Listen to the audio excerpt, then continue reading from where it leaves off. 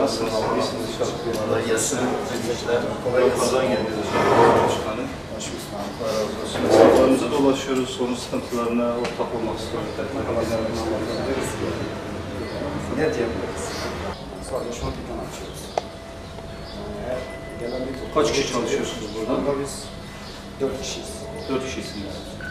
Faturalar, kira, işçi kurtarıyor mu biraz? Ya artık nasıl ortar mı? Şükür ediyoruz sadece. Bu cadde böyle hep anlatıyoruz, belediye çağırıyoruz. Yok, dinliyorlar.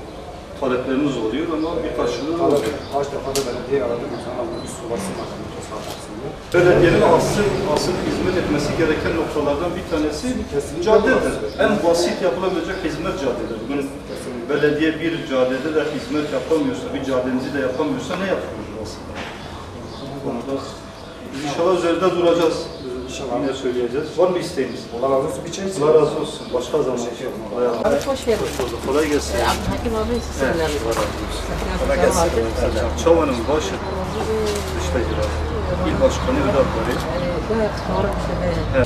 أول شيء فصلنا بشيء بكي بوار بكي تركي مرسينا بكي كارنا وستمعي ماجرة كي مسلمانة في البيت الفارسة حرم يتشينا قانتينا باشر اشتاد لينا قبلنا كي حاجتنا وفات قاشي بركة جهاد وقاشي جهاد حضوري جهاد İyi hoş geldin inşallah böyle işe varak istiyor.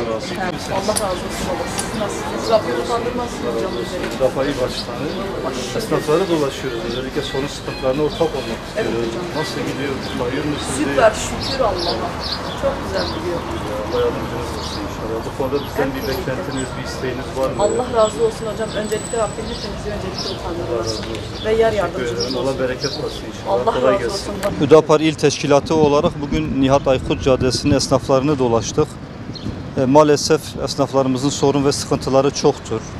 Faturalar bir taraftan, akaryakıt bir taraftan, fiyatların istikrarsızlığı bir taraftan, her gün zam üstüne zamın gelmesi bir taraftan.